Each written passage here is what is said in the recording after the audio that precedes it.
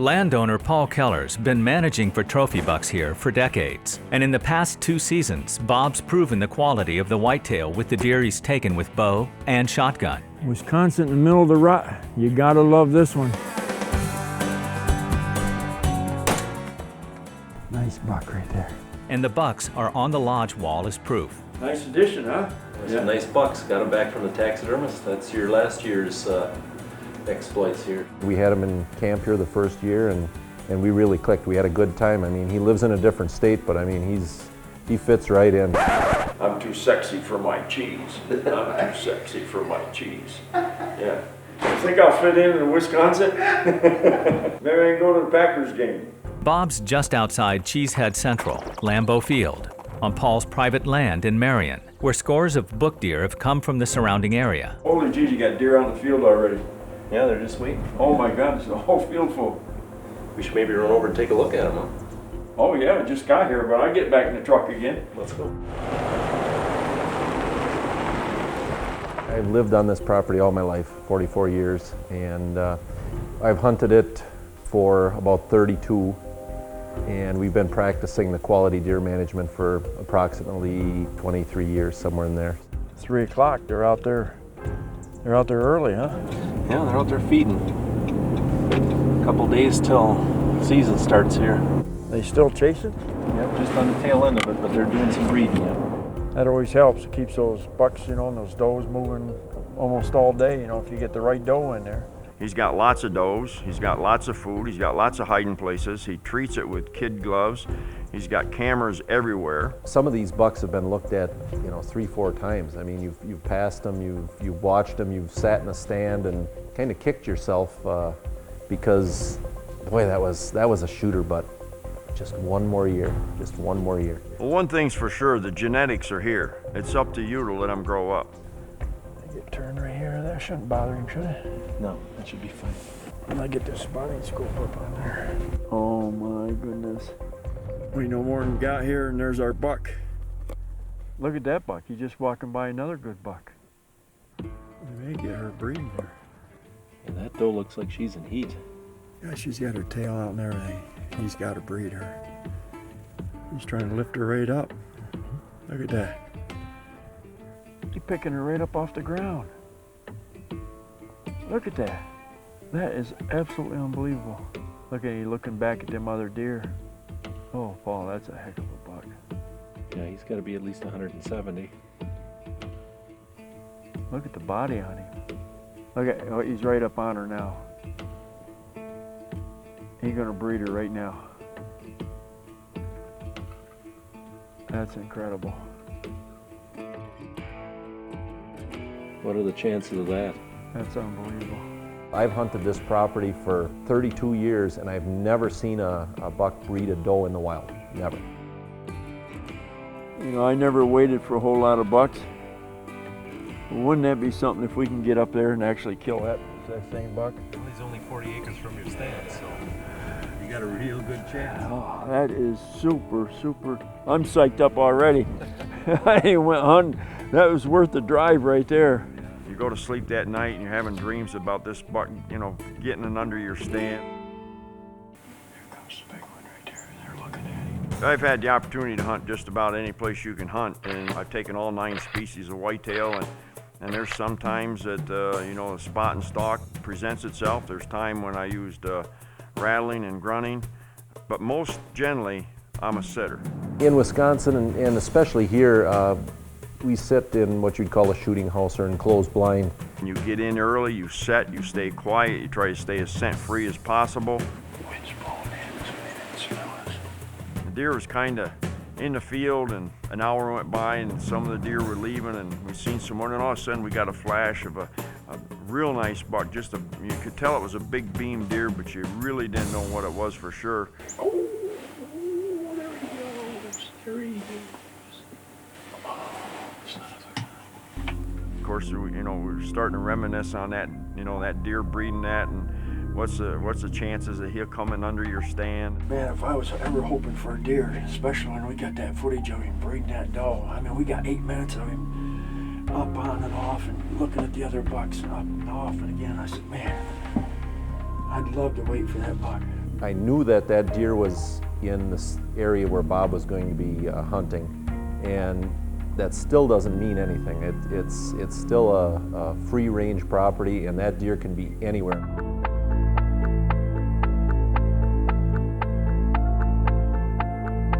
I just said, well, I better put the side window down. So I reached up and I put the side window down, and I kind of leaned back in a chair, and I looked off the side, and this doe just come running out of no place off to the side. And right behind it is that buck. I go, that's it, that's it, that's it. I couldn't even talk. I think that's him. He's trailing that doe. That's him. I can see just his left side of his rack. We finally got turned around over there, and it was like, didn't have to range find him because I probably could have shot him with a bow. And No, he's behind that tree right there. I can't see him. And I'm telling myself, just calm down, you know, and I backed the scope off because I had it up on high power. A couple of steps. Right there. Here comes the spot right there. There's step or two right there. Yep. I thought I missed him. So I'm getting ready to shoot again, and all of a sudden I see him wobble a little bit, boom, and he falls down like 40 yards from where I hit him. Yes. Oh, I'm shaking. Oh man, I'm telling you, you talk about something putting a smack onto it. Right there, man. Oh, XP3. I killed some nice buck with Paul, but I want to tell you, that's a big buck right there. That's a nice buck. What's the chances of getting a deer like that on film breeding? And what's the chances of coming out and actually taking that same deer on the first day of Wisconsin deer season? I've been told I got a horseshoe up my buttocks. I'm beginning to believe it myself. That's an awesome buck. Awesome. Big old heavy gnarly thing, eh? He was the man. At 62, my heart still pounds. I don't have to have a stress test. Paul put the tape to him, and he was right at that 170 mark, you know, and that's just absolutely fantastic. Biggest deer I ever shot with a shotgun, that's for sure. You set the bar really high for me now, Bob. That night we were sitting by the cabin reminiscing about Bob's hunt. We're watching the field, and out walks this beautiful 10-pointer. And he's one of the bucks that I had on trail camera all summer. Paul Keller grew up on this land and started hunting it with his family 32 years ago. But he can tell you that the real story hasn't been the hunting, but the management that's made the hunting. My dad and grandpa basically got me started in hunting. They hunted in northern Wisconsin in the 40s.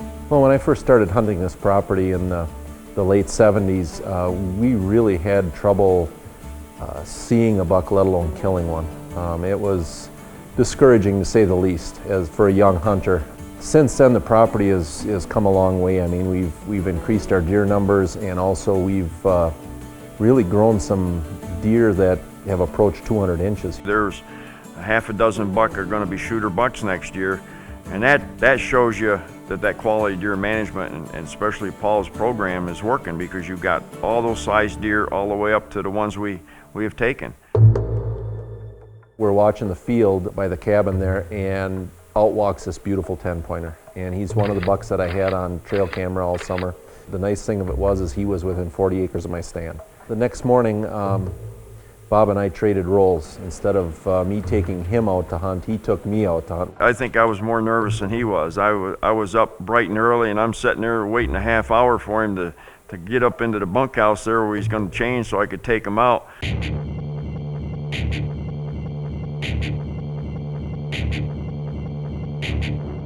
As soon as it got light, started seeing deer, started seeing some smaller bucks, some good ones for next year or the year after. There's a couple does back there. They're running around.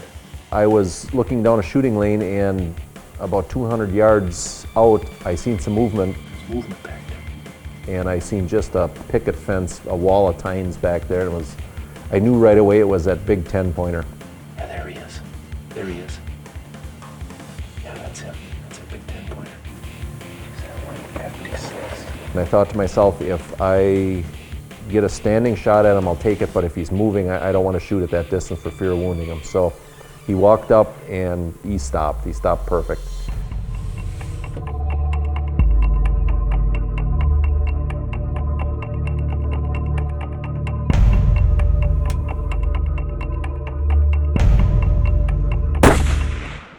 I got him. He's down right there. Whew, I gotta go take a look at that thing.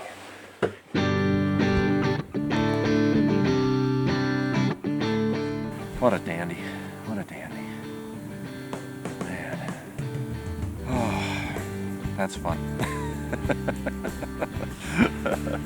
You never get too old for that stuff. Wow, what a dandy.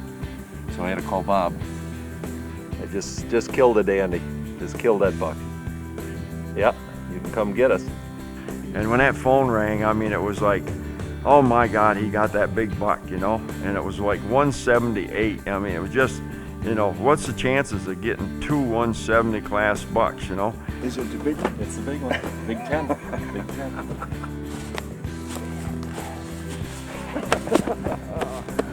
It's an honor and a privilege to be coming up here and calling Paul and Tammy and Seth my friends. We have taken a pair of booners in Wisconsin shotgun season. That's unreal. You just have to be happy for a man that can put all that time and effort into it, and the sweet smell of success is when he grabs a hold of those horns and you can see the excitement in his eyes and he tells you the story. You have to be happy for him. Well, you wanted some memories. You got some memories. Right down what hunting's all about. Exactly. Yes, sir, boy. We had a couple beauties to put in the back of the old outdoorsman. You betcha. I'd taken a fantastic buck, and then Paul took a fantastic buck, and then some of his friends came over and they brought 2 fantastic bucks. So we got a picture with 4 bucks over 170. That kind of shows you what the area's got and the potential.